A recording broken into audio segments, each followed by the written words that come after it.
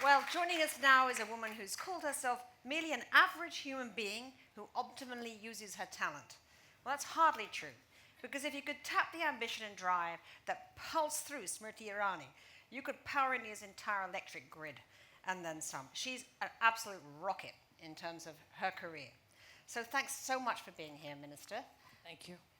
And you've come, of course, straight from Paris, where you were at a UNESCO conference and laid a wreath at the Bataclan Center. How did you find the mood in Paris? I think that when the decision was taken to go to Paris, we were aware that many nations were backing off. And I felt as a minister that the best way to show solidarity is to show up in Paris. And when I went to Bataclan, I was extremely astonished to see that instead of terror dissuading people to land up to pay respects and homage, people came in hordes. They came irrespective of color, they came irrespective of gender, they came irrespective of class or nationality. And I think in front of that theater, everyone was a Parisian. Incredibly moving it must have been. Well, events in Paris were driven, of course, by angry young men deprived of opportunity. And India is a very young nation, and you have millions of young people graduating with degrees, but job creation continues to be a challenge. Do you ever think about those things and worry about the same kind of anger ever building up amongst young people? I think that in India, we have the cornerstone of the mother who inspires us to soak in the anger and use it productively. I think every mother who's sitting here today, every woman who's sitting here today, might have one story or the other of how she's channelized the anger of her child towards something more creative. And God bless those mothers, because that is, I think, the rock on which salvation lies for our country. And not only education, but the mother's will to ensure that her child is on the path of peace, her child is on the path of prosperity, and her child turns out to be a contributor towards society and not a destructor. That's such an interesting observation, because one of our themes at Women in the World today is women as peacemakers and women as interveners. So I haven't heard that idea before that you've voiced, but it's interesting. Well, of course, you started working for your father when you were 16, and you didn't actually go to college yourself, but you succeeded anyway. What drove you so hard so young? I've said this before and I say it today. When I think I had a moment in life where I said to myself that I have lived a few years as my father's daughter, and I foresaw that I will live a few years as somebody's wife, and I wanted to be me. And I think the decision to be me is what egged me on to join a business, get into media, and be a part of politics. And you went from being a model to being a TV actress, and very short time ago you were really struggling to make ends meet. Tell me a little bit about that period before you were the famous minister. I think before I was a famous minister, I was a comfortably off actor. Before you were a comfortably off actor, because you didn't just But yeah, get there. I think the days of struggle, when one looks back, seem unique to each individual who is projected in the media. But we all have our own little struggles. Mine was not the fact that I didn't have much money. Mine was to get a place under the sun and have people understand that I had the capacity to deliver as an actor, as an individual. And there are many a times where I was shushed away, told I'm not good enough in terms of my looks to be an actor. There were times when I was told I didn't look like the quintessential housewife. And, and I think that the transition from somebody who was not good enough to somebody who was given an opportunity is for me something that I hold dear. And that opportunity was given to me by a woman, Ekta, who celebrated in the field of television. I looked at her, I said, you've given me this opportunity, now trust me. I know what I'm doing, I know what to do in my job.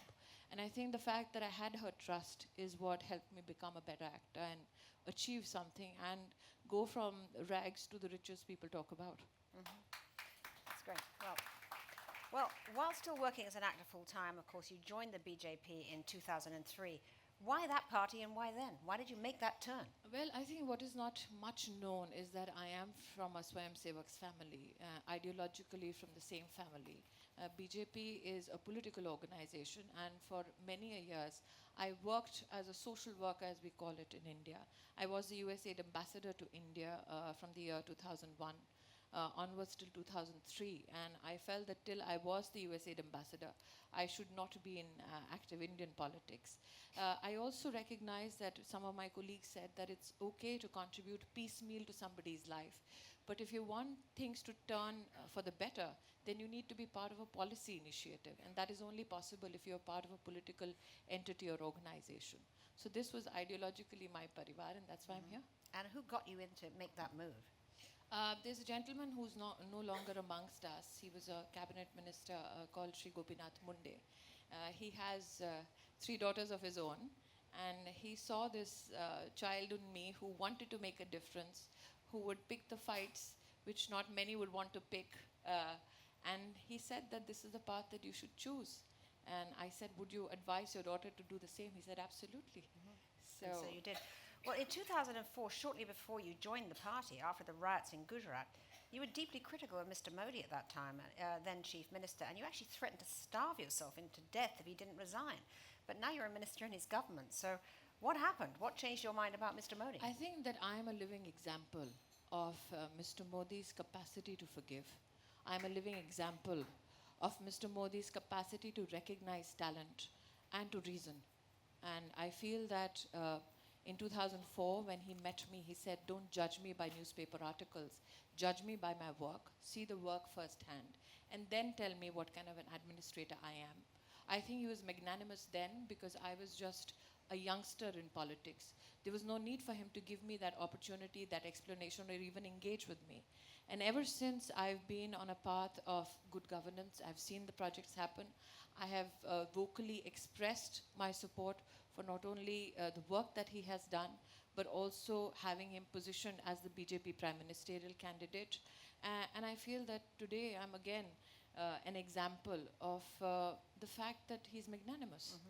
Well, then you had a very fast rise, of course, Vice President of the BJP's Youth Wing, Party's National Secretary, All India President of the Women's Wing, and of course now, 2014, you become the head of the Human Resource Development Ministry.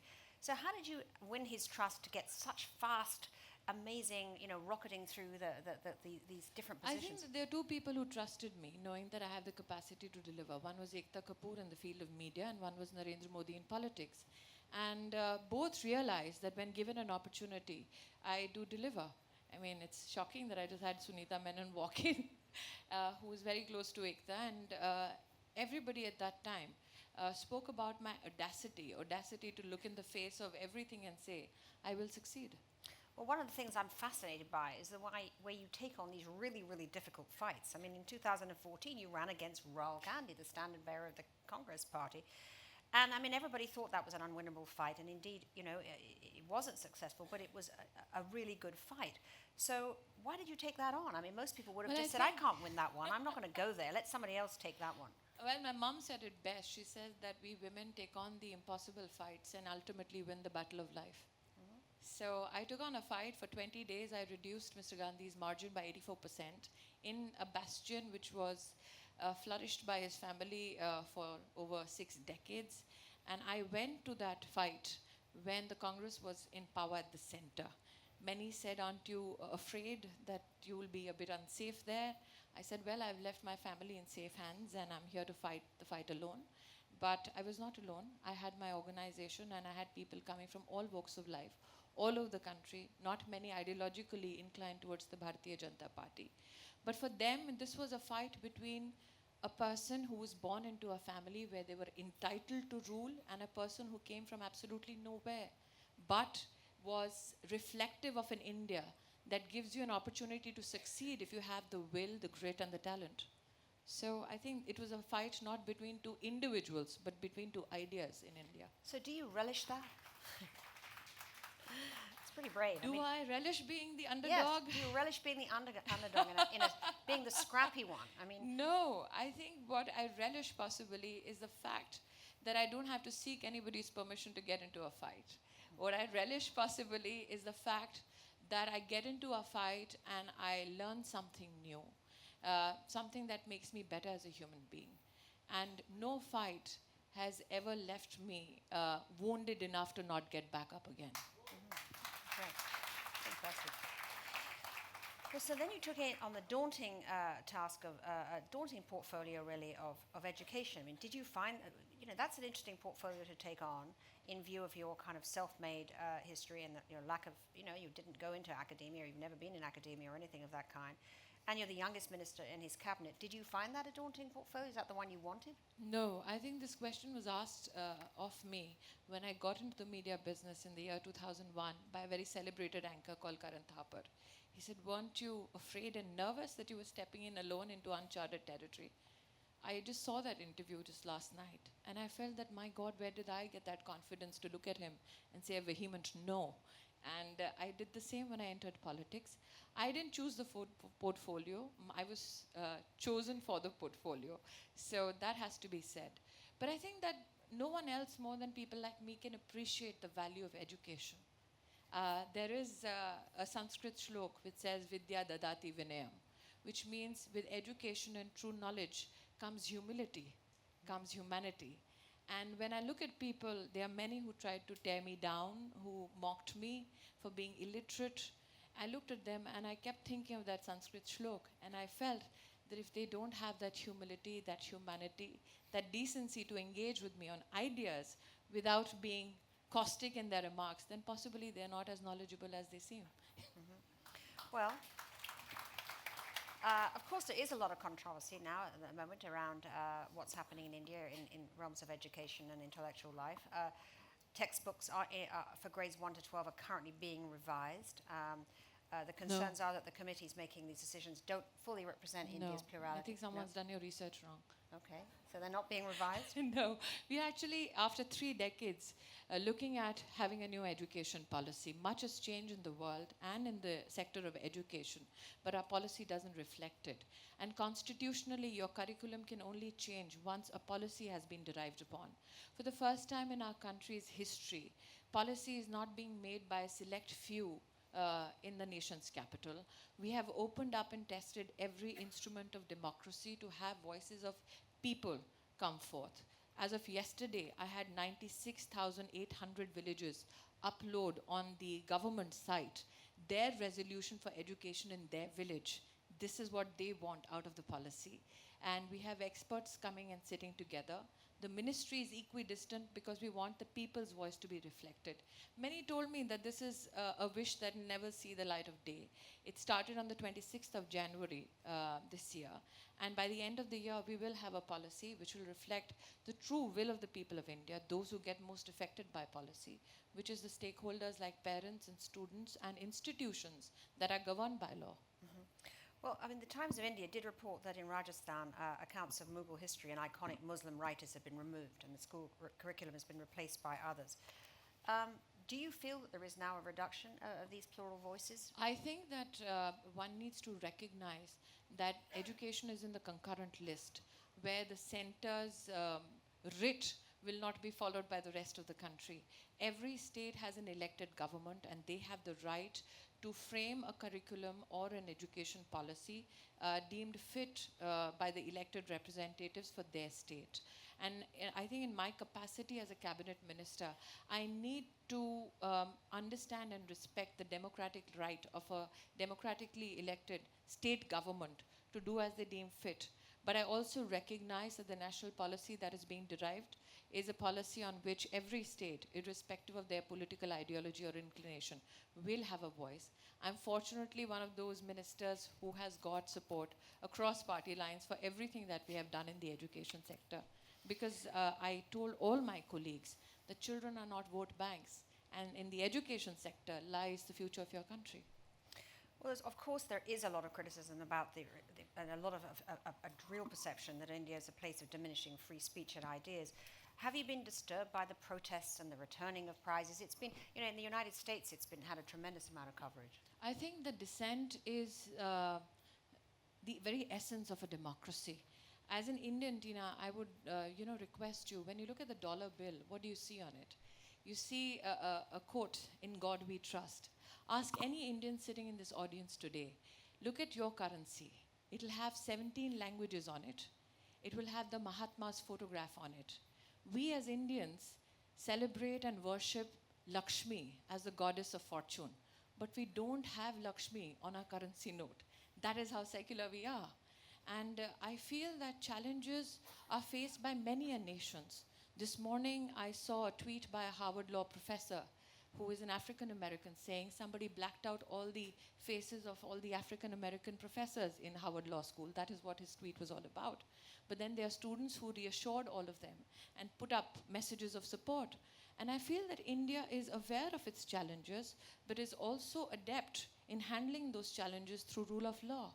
We Indians can take pride in that we are a nation of people where we take an oath by the constitution and not by any religious text. My prime minister is a practicing Hindu, but when he took the oath on the constitution and he released to the nation a gold bullion, it had the Ashoka Chakra, which is our national emblem.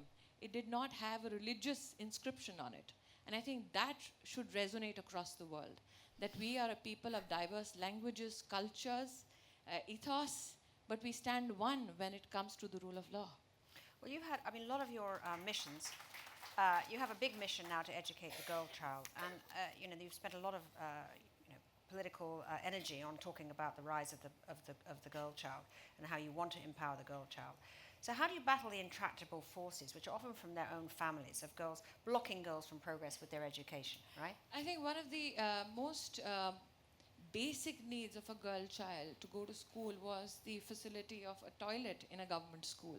And the Prime Minister last year from the Red Fort in the Independence Day speech said, can we see a possibility that every girl's child in a government school gets an access to a separate toilet as regards to a common toilet for girls and boys? People told me it's a statistical nightmare. We had over 250,000 government schools in the country which had no separate toilet for girls. And we had to construct in 1 year 463,000 toilets. We did it. We leveraged technology. We had a combination of human resolve. We had a cooperative federal arrangement between states. And we also engaged parents to tell us. We put up all the data online. And we implored to parents and citizens at large that we know this school has no toilet. If you think that our information is incorrect, inform us so that we go and build a toilet in for a girl child in the government school in your vicinity. And I think that miracle happened. For the first time in the history of independent India, we managed to build all these toilets in just 1 year, which means a government determined That's a huge achievement. and people united can bring about this basic change. I was happy to learn from some media sources that the enrollment of girls and progression of girls who were dropping out after grade 8 has increased because now they know that they don't need to relieve themselves and absent themselves from school when they have their monthly cycle. Right. They know that they have a facility to use. Well, one of the big conversations in India right now is the sort of push-pull between the traditional and the modern, and the inspiring girls and the need to kind of at the same time, they're being, as I say, forced at the same time to be traditional girls who can't get away and can't rise. And you're married with 3 children yourself. Have you had any of that inner conflicts yourself about the push-pull? No. Well, that's great. That's great to hear that. No, I think that these challenges, and I said the push and pull as you talk about, is there in every country. I heard about stories from the US where some professor advised the students not to wear provocative Halloween costumes, yeah, and told other students to be very receptive and be respectful of a girl's right to wear a provocative costume. Now that nobody can imagine that would happen in the United States, yeah, but it does. Mm-hmm. And in India, I don't think any woman here is dictated to as to what to wear, how to wear, who to meet, when to meet. I am of the opinion, I don't think anybody is dictated here. I don't think anybody's told. Are you? You're not. You're not told, and I think that is the strength of an average Indian woman. You're a lot of dissent in here about that. Are you told? You're all dissenting. Are you told? I'm sorry, I'm not. I'm not, and my apologies, ladies. I do not come from a very celebrated family. I came from an absolute lower middle class family, and even when, may I finish? Even when I had no money in my pocket, even when I had others in the extended family tell me that I am no good because I'm a girl, I had a mother who told me, you don't need to listen to anyone, but determine your own fate. So I know we all have our challenges, but we also have those people who bring that positive reinforcement. I myself in India have seen at the India Gate when the riots broke out for the Nirbhaya case, how fathers stood next to daughters and said, go raise your voice, fight for what is right. So I'm in a process where I embrace people who empower, who give out that positive message that we will not determine for the women in our country what they are to do. And I think that if we have a challenge where somebody is telling somebody in the United States that you can't wear provocative Halloween costumes, then this is not a challenge limited to one nation. It is a challenge that many nations across the world face.